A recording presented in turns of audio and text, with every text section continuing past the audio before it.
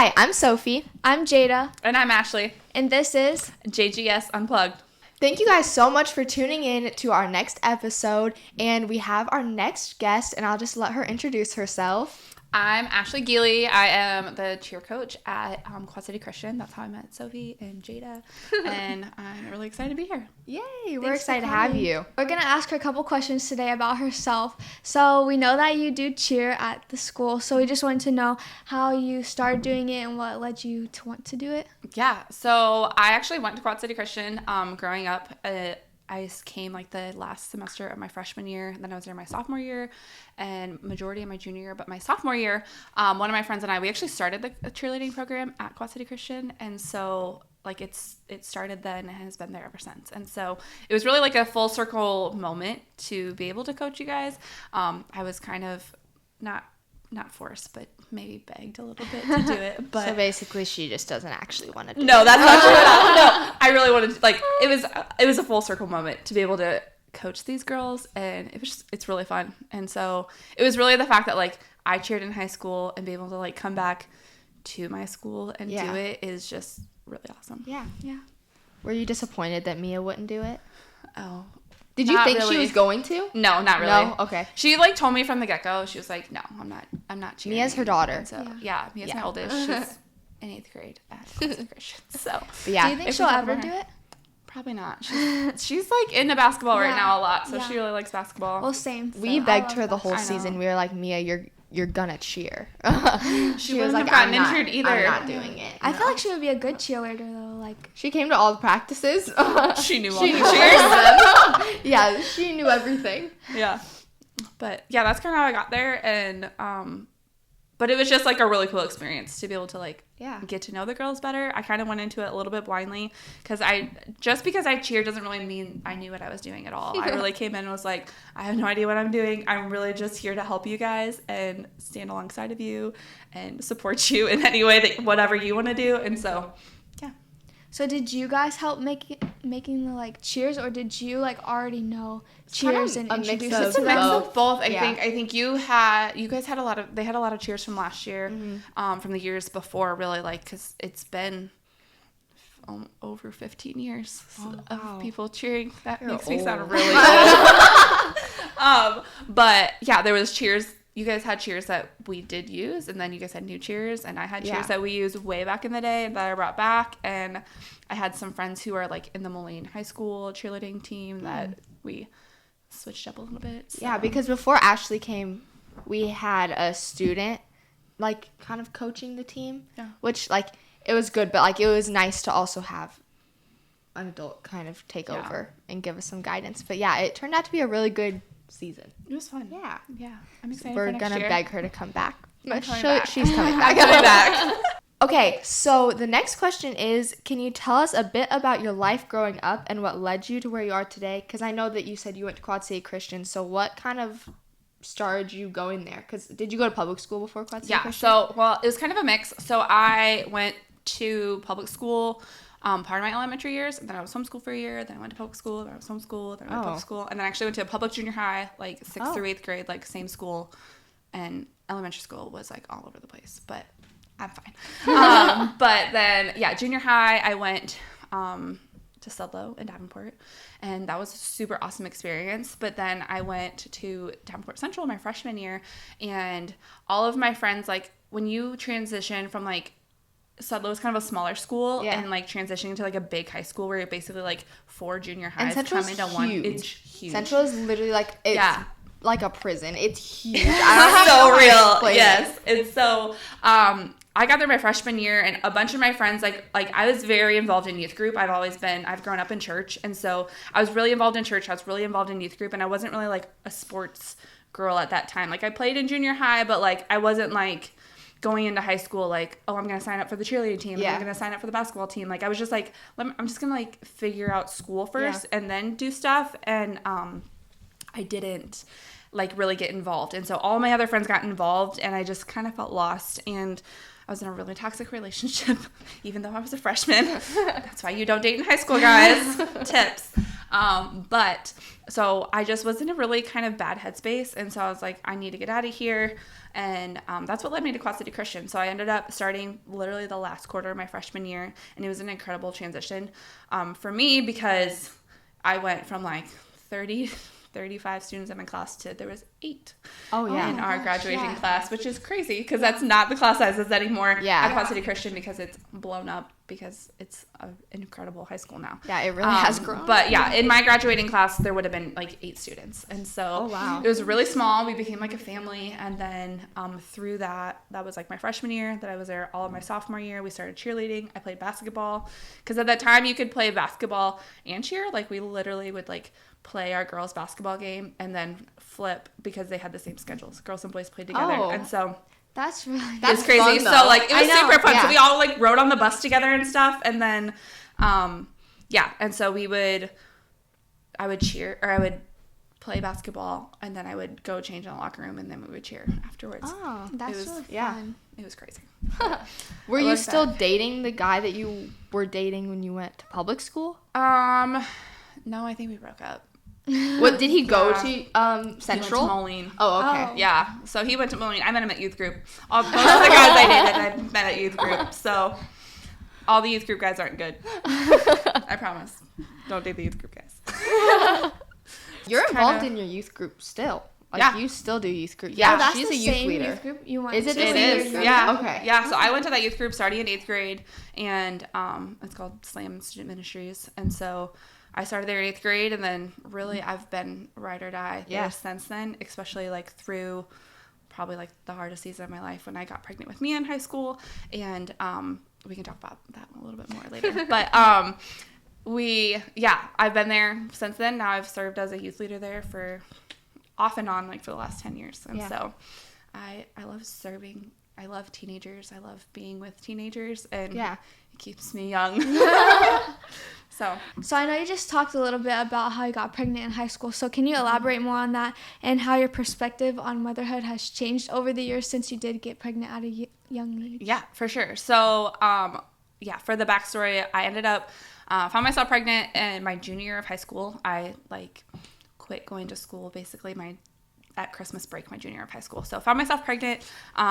Yes, I was still at Quad City Christian. They tried to work with me on a homeschool program, but I just really wasn't like there mentally. So I was like, I'm not doing anything. And so I ended up getting my GED, and then I went on to college like really quickly, like right after Mia was born. I started college, got my associate's degree, and then I've just like I got a really good job after that also while I was in college, and so it was really great, but that has nothing to do with motherhood. That's like how I ended up there. But motherhood wise, but being like pregnant in high school, that motherhood wasn't like a natural thing for me in the beginning. I really wasn't, I really didn't want to be a mom. Like, and I really never saw myself, like, I know even like a lot of young girls are like, I just want to be a mom, or like, I'm really excited to be a mom. Like, that wasn't ever me. I was not like, I love kids. Like, I didn't even really like babysitting back in the day. Like, I really did it. And so, becoming a mom at such a young age, it was a really hard thing to do for me. It wasn't the most natural either, but I've since had 2 other kids. Like, my next oldest is 8, Iris, and then I have a 6-year-old, Titus, and he's a whole ball of energy. They were both at practice almost every time. Oh, we love them. Yes. And, but it's changed. The Lord's changed my heart a ton over the course of the years of just really embracing motherhood as like a season and embracing it for what it is, and knowing that every season is different and every season is a blessing, whether it's really hard or it's really easy. I feel like we're finally getting into like an easier season of life where like he's 6 and she's 8 and Mia's 14 and going into high school. So like I can even like, this is like the first time in my life where I felt comfortable, like they can like sleep in while I go to the gym or something like that, and like stay home and stuff like that. And it's just, there's a little bit more freedom. Like we can go on vacation and nobody eats sand. And so it's really nice that way. But there's also, it's still very challenging. I homeschool my 2 little kids too. And so I'm with them all day long. And so it takes a lot of patience and a lot of, I don't know. Patience is really it that it takes. And some days are easy and some days are hard. And it's just, that's motherhood in general. But the Lord's really changed my heart over the years. I've had a lot of like prayer and healing and stuff over the years, and really done some like deep inner work to get to that place, because for a long time, like probably the first 3 to 5 years of Mia's life, I was very kind of disattached in some senses of like, I really wanted to be a teenager, and I really wanted to like live the college life and stuff like that. Not that I did anything crazy, but like that's just your natural desire is like all of my friends were at college. You were a teenager. Yeah, so. My friends were at college, and they were going to Iowa and wherever else. Yeah. And I was like, and I'm just here. And so like there's a lot of those thoughts, but like I wouldn't change the experience for anything. Yeah. Like looking back, like I know the Lord put her in my life to save me, because I might have gone like wild and out or something, but I didn't. And she's kept me so grounded and so close to Jesus, because you can't really do hard things without being anchored to Christ, and that has been the biggest thing for me, is that motherhood in general has kept me anchored to Christ completely, because it's really hard. It's not easy. Like, people are like, oh, motherhood's so great. I'm like, not every day. Like, there's hard days. Like, you guys have siblings. And so you've watched your mom raise your little brother. And, and so it's being anchored to Christ is what gets me through motherhood. And so, and it's, Do you think Mia's relationship with God has changed because of the way she saw you with God through the hard times? Like, do you think that affected her? I would hope so. Yeah. I mean, she's an incredible kid. Like that's, I like, especially like as she transitions into high school this year and things like that. Like her and I are very similar in a lot of aspects, but like she's also very different in a lot of ways too. And she's just an incredible kid. She makes really good choices, and not that she's perfect by any means. None of you guys are. And so, not even me. And, but I see her rooted and really grounded in Jesus. And I hope that has something to do with her. But I have a village of family and people surrounding me that, like, she has praying grandmas, and she has her uncle's the youth pastor and things like that. That's awesome. And so, like, she has such a good support system and community around her that I think has kept her surrounded in prayer, but also surrounded just in feeling loved and fulfilled when maybe other people weren't there to fill that void. So your kids, they're homeschooled. Yes. So did you ever think about sending them to public school, or because of your experience in public school, did you not want to send them to public school? So Iris actually went to Quad City Christian for preschool, and she absolutely loved it. And then COVID happened, and so that kind of what messed everything up. Exactly. That's like right when your kids like needed to be in their like first learning stages. That's like a horrible place. It was crazy. Yeah. And so I worked in a doctor's office for 7 years, and I always wanted to homeschool Mia. Like I had the like desire, but like financially it just didn't work out. And so finally, like we ended up selling our house and moving, and we were able to like financially make it work to where I could stay home with them. And so definitely, like especially like public schools post-COVID and all of the things that they have in place and stuff, like I just wasn't about it. I was like, and my husband was very much on board in the same way. He was like, they're not going to public school, and so I was like, I'm gonna homeschool them. And so it's been a journey. It's really, honestly, it's been an act of obedience, because I really felt like the Lord told me to homeschool them. And because it would be a lot easier to just send them to school, like it would be. But in these like early stages, I really want my kids to have a firm foundation in who Jesus is and who God is, because like you guys know, even in Christian school there's not Christian kids, and so it's like making sure that they're rooted in their faith before you like send them out. And so that's really it. I'm not saying that I'll never send them to Christian school or even public school, because it's like every kid's different, every year is different, you know, life happens. And so we really take it like year by year and just kind of like pray and ask the Lord, like, okay, what are we supposed to do? And so it's kind of that's navigate a really that good perspective. Were you really open with Mia about like how things were in high school, and like when you got pregnant with her, like do you guys like talk about that openly? Like, because I know you guys are close. So we talk. I mean, she pretty much grew up with me, so it's like it was a very much like there's probably things I said to her, like we talk about this. She's like, Mom, we used to listen to Kesha on the way to school, and I was like, there's no way. She's like, we did, and I was like, no. And so it's like, tell me that. And so like obviously like I've grown in my relationship with the Lord over the years, and so like now I'm like, you can't listen to that. Like, we're not doing that. And so we are very open, and like we do discuss a lot of things, especially like because her dad like signed over rights on her when she was 5, and so that's been like from the age like 5 on, like we've had very much open dialogue of what. Were you married at that when she was 5? Yes. Yeah. So I got married to Michael, who I've been with since she was like 3 months old. Oh, and then we got married when she was 3, and then when she was 5, that's when Michael actually adopted her, and so he adopted her, and we have been a little happy family since then, and so, but yeah, we're very open and very honest, and it's taken a lot of like, it hasn't always been easy. Like she hasn't always trusted me. We haven't always like had that like super connected relationship, but like the Lord's really healed a lot and done a lot in our relationship, and I think it's probably the best that it's ever been. So yeah, awesome. And I've really tried to be kind of a chill mom when it comes to different things. Like I don't want to be overprotective or like, I don't know, like just involved but not too involved and things like that, if that makes that, you know what I'm saying. No, yeah. And it was probably easier because like I know my mom didn't get remarried until like I was old enough to understand the fact that she was dating. Like I understood that she was dating people. Yeah. Like I could, like I got that, but it was probably easier because Mia was still young. Yeah, she's like, never like so not known her life without Michael in it, pretty much. And so that works really out nice. Really well. And they have a really good relationship too. Like it's definitely not it's a unique relationship for sure. Yeah. Like because she knows, because her dad was there for the first few years of her life, and so it's been an adjustment and shift, and different things bring up different emotions and stuff. I think, but like yeah.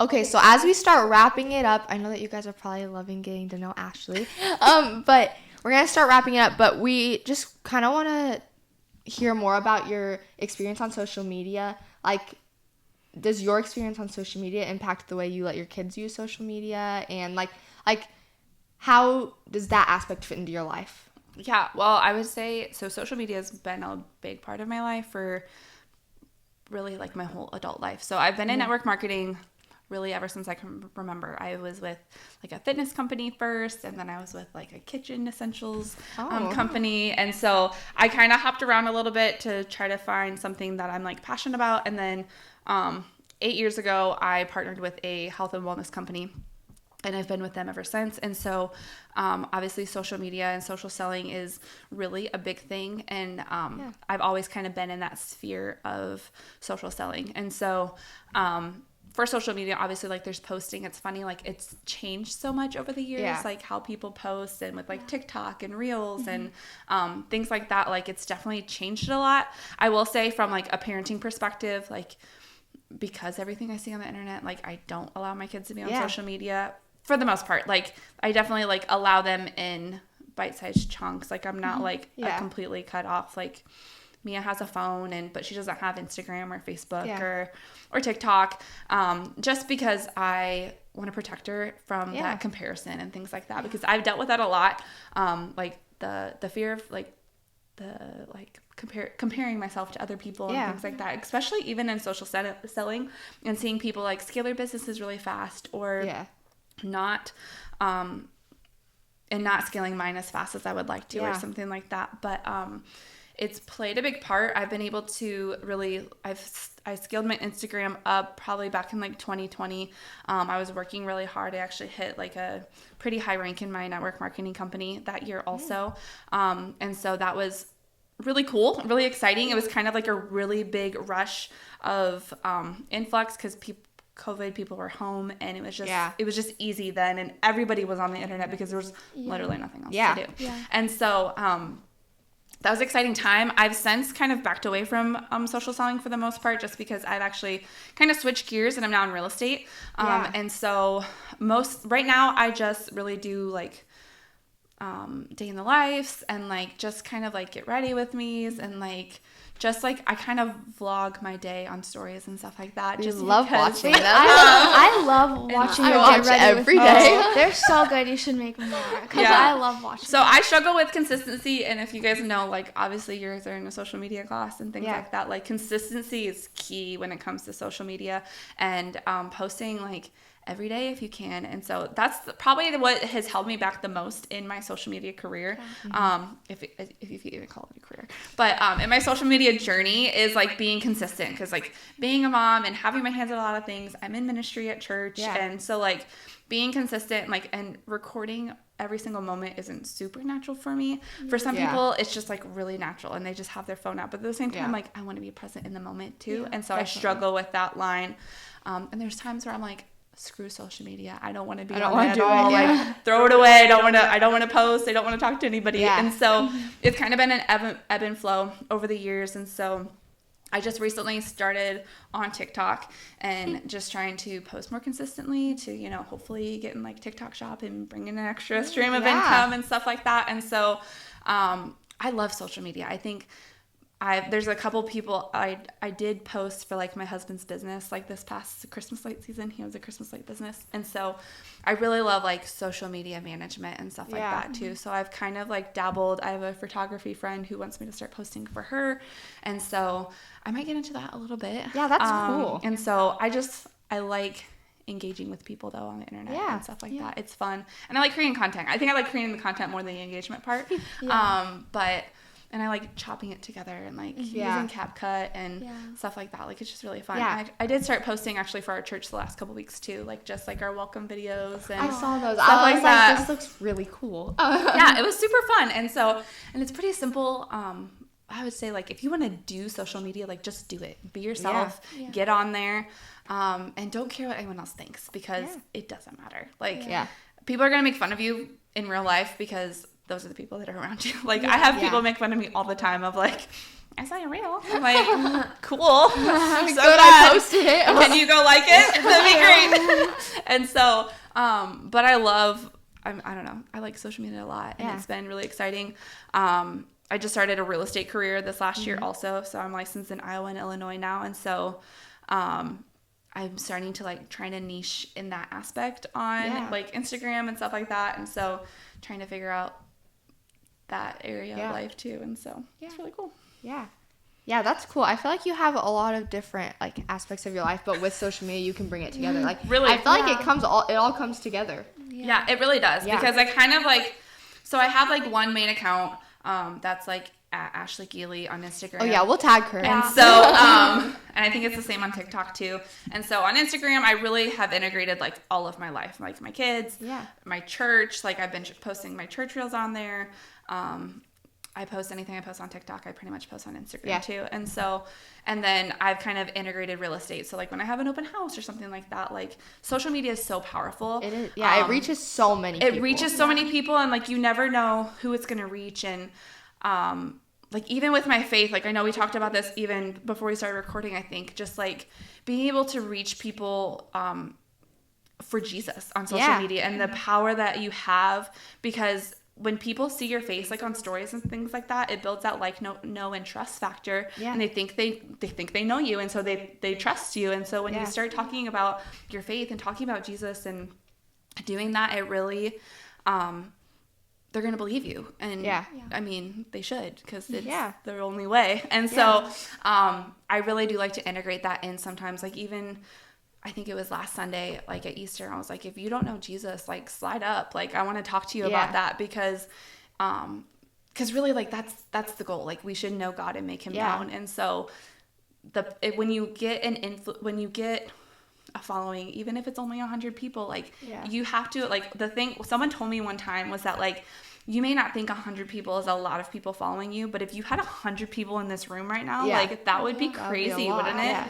And so that has always stuck with me, in the fact of like, okay, and even if you just influence one person for Jesus, like just how much more impact that's going to be, that like ripple effect. Because if someone gets saved and then they go share with someone else, like there's that power of, and that's what I really feel like social media is like. It's that ripple effect of like, if you even impact one or two people with what you say and what you what you're doing each day. Like if I inspire someone to work out because I shared my workout, like that's awesome. Like someone's getting up and moving their body. Like that's why I share it. That's why I get on social media. And so it's really just to impact someone positively. And yeah. I feel like earlier you were talking about like how you were just trying to find something you're passionate about. And I feel like it's been cool because like that, I feel like that is kind of like when I think of you, I feel like you're always talking about Jesus. Like, you always bring it back to the main point. Like, even with cheer, like, at first, I was iffy about it because I had a lot of things going on. Like, I was just like, I don't think I'm going to be able to make time for this. Like, I don't think this is going to work in my life right now. But then, like, I went, and then practices, like, at the end, we would pray together. And I was just like, this is, like, grounding me. Like, the fact that, like, this is all coming together for the glory of God. Like, it just... I don't know, it made a big difference in my life. So thank you. I love that. I'm so excited. That's my goal. Like that's really like my life motto, like to know God and make him known and like just live that out in every single aspect. Like there's a verse that says, whatever you do, whether you eat or drink, do it all for the glory of God. Yeah. And so that's really like I stand on that a lot. And I stand on Romans 8:28 that he works it all together for our good. So even when it's not working out in our favor, like you know that God's still working it together. Yeah. He's still doing it. Whether it's motherhood or real estate or social media, like his hand's in all of it. He's above time. He's above all of it. And he knows exactly what you need in the due time. And so, yeah, I love that. Yeah. Well, thank you so much for coming on the podcast. Yeah. This was so fun. You. Yeah. Yes, I would love to do it again. It was super fun. Yeah. Thank you guys so much for tuning in. We were so glad to be able to get to know more about Ashlee and for you guys to get to know more about Ashlee. If you have any more questions for Ashlee, you can leave them in the comments and we'll tag her, and then you can obviously like leave them in her comments too. And if you have anyone else that you'd like to see on our podcast, make sure to comment down below, or just any questions you have for us too. So thank you for tuning in, and we're just so glad to get to do this. Yeah, this is so fun. So thank you guys so much for tuning in, and we'll see you next time on JGS Unplugged.